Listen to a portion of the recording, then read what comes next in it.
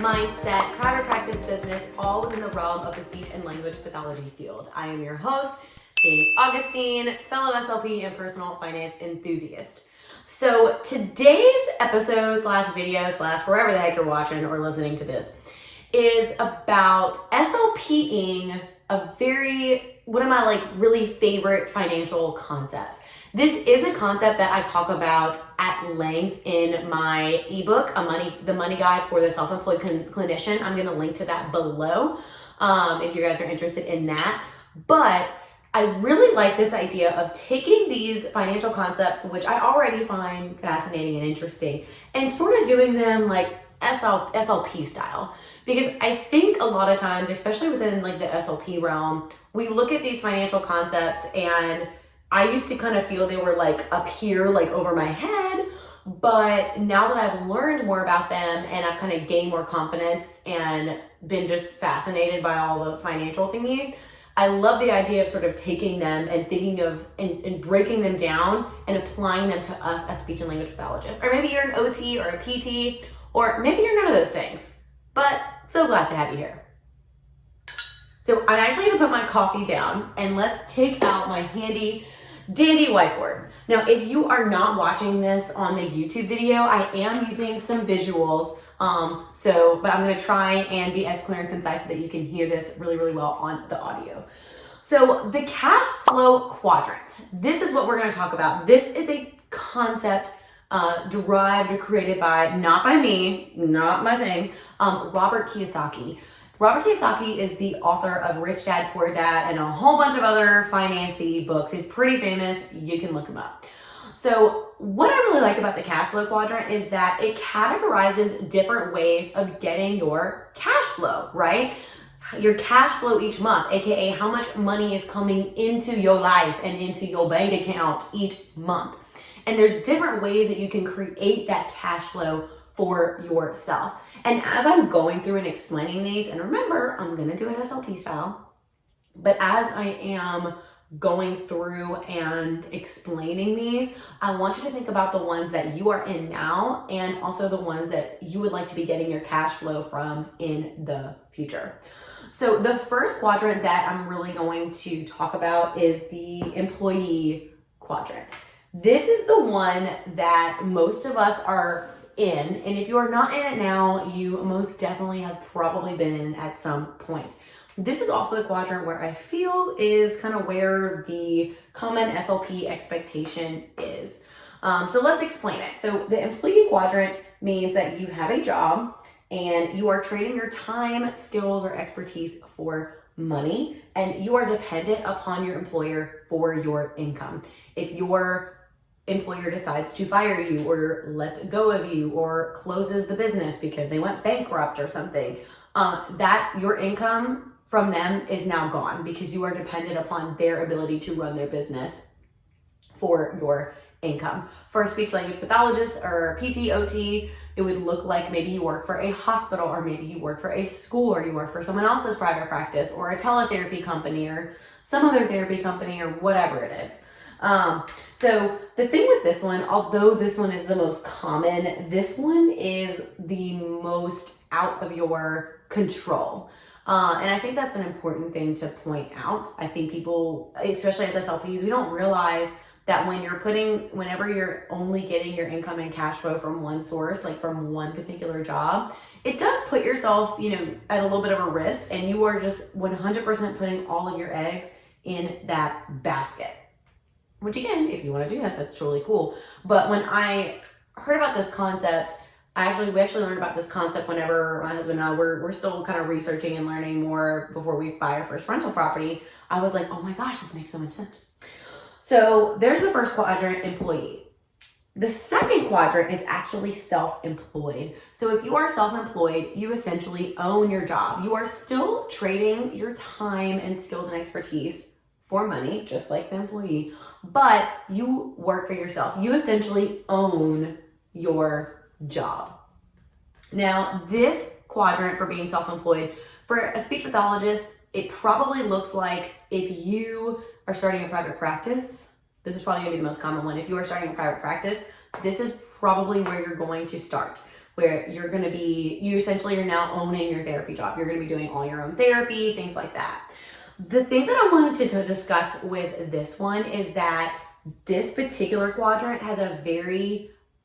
is high risk for burnout, because you are the one creating all of the income for your business, but you're not only creating the income, aka doing the therapy in SLP space, but you're also, doing the bookkeeping and doing the advertising and the marketing and things like that, unless you begin to outsource that, of course.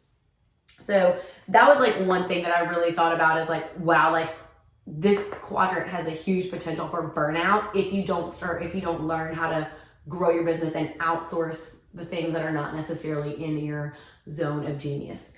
Some other occupations that you might see the self-employed model with may be like a dentist, who, they're seeing patients or generating income that way, or a plumber maybe who, it's his, it's Chuck in a Truck's plumbing, and he comes and he does all your plumbing work. Now, the really cool thing is that, many people that start a business, they may originally start in this self-employed quadrant, but they want to move to this quadrant with the big B over here. This is the business owner quadrant, okay? So this one is you own a system that produces an income for you, and you typically have people that work for you. So when it says you own a system, instead of maybe in the beginning of someone's business, and again, I'm just going to use SLP private practice because I feel like that's a really, it's a easy way to sort of SLPify. That sounds funny. SLPify the concept. Maybe, when you first start your private practice, you are in the self-employed quadrant. You're doing all the marketing, you're doing all the therapy. And when you start hiring therapists, now you're going to be moving to the business owner quadrant.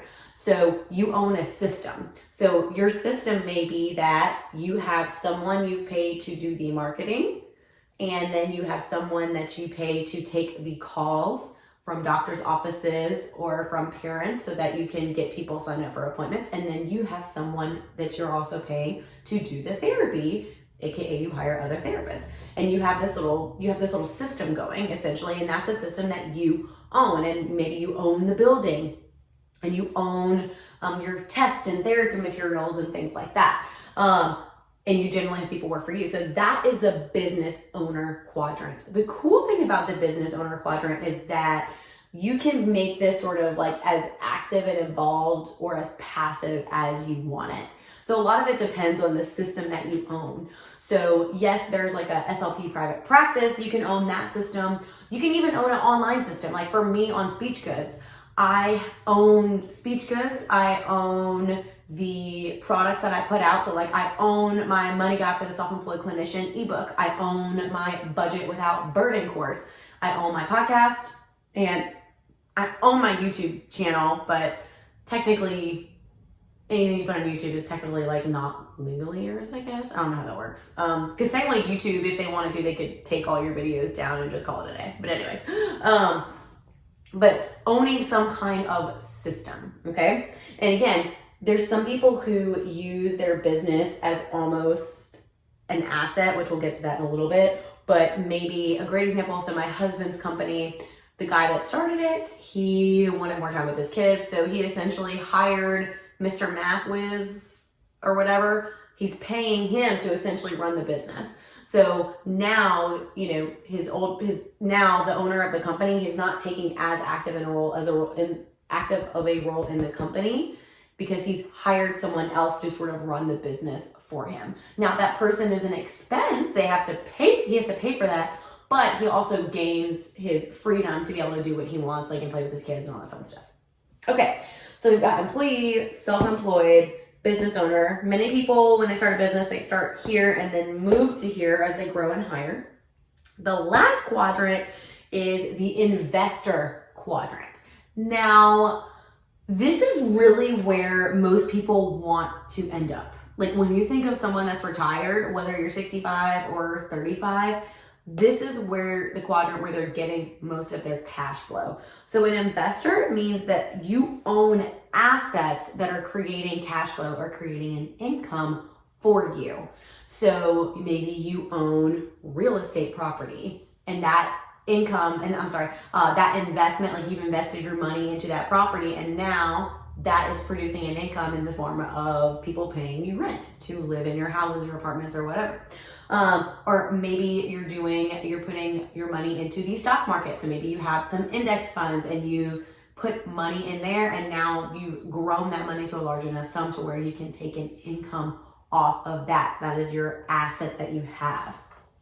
One cool thing that I wanted to make sure I talk to you about is using your business as an asset so that you can actually be an investor. So this is one thing that I think SLPs don't think about, but is so stinking cool. So I did a podcast episode with Craig Goldslugger. I'm gonna link the video for that episode in the show notes, because he's actually a financial advisor and he works with SLPs. His wife is an SLP. Highly recommend listening to that podcast episode. It was so much fun to talk with him. But anyways, he talked about how SLPs that own private practices, our business, that's a business that is worth something. He told this interesting story about someone who, they were a speech pathologist, they own a practice, but then their husband ended up having to move.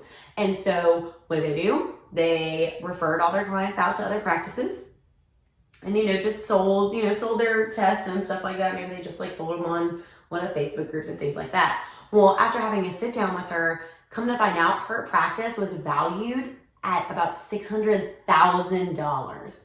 Now, I wasn't I'll take $600,000, let's be honest, right? So the fact is that she was actually sitting, and she actually ended up giving away her business, her system, even though it was worth money, she just didn't know. And what was really cool is you can, if you want to sell your business or sell your system, and then it can become an investment. Or it can become an asset that is producing an income for you. Another cool thing that he talked about was a private practice owner who sold their private practice, and they, instead of an immediate buyout, it was a 12-year plan where the previous owner would get an income off of the profit of the business. So their business, even though, this person was ready to retire, their business ended up becoming an investment for them. So I thought that was super, super cool, and a cool way to look at this quadrant from more of an SLP perspective. So now that we've sort of looked at all these different quadrants, first thing I want to tell you is that you do not need to get all of your income from one quadrant at a time. In fact, a lot of us get it from multiple quadrants.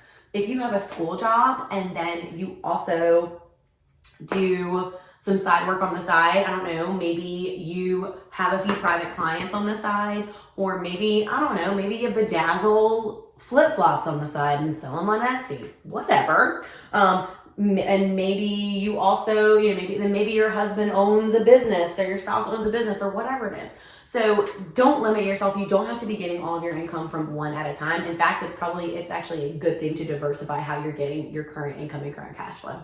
And so I want you to think about, number one, where are you getting your cash flow from now? Which quadrant are you in? And then another thing I want you to think about is, where do you want to be getting your cash flow and income from 5 years from now, and even 10 years from now? And I think that's a really good way to help figure out what your next move is going to be, especially when you're setting your goal. So say you're thinking about thinking about starting a private practice, or starting some kind of business. Do you want to do the self-employed thing, or do you want to eventually grow it to where you own a system? And maybe you can eventually sell that system if you want to. So I thought this little cash flow concept thing was super fascinating. And again, I really want us as speech language pathologists to start looking at ourselves in in a bigger way, to see the amazing opportunity and potential that we have. And also looking at our potential in this kind of way, and in this sort of systematic way. But I hope that you found this information to be valuable and helpful. Please consider subscribing to the channel, subscribing to the podcast, doing all the things so that you can get more no fluff, doing the dang thing talk from me. If you want to hear more no fluff, getting the dang thing done stuff from myself and other real life SLPs, be sure to leave a review on Apple Podcasts or pledge a small amount on patreon.com/SpeechGoods. If you found this content valuable, please share it with others so we can get this message out there. And if you haven't already, join us on Instagram. Handle is @SpeechGoods. See you there.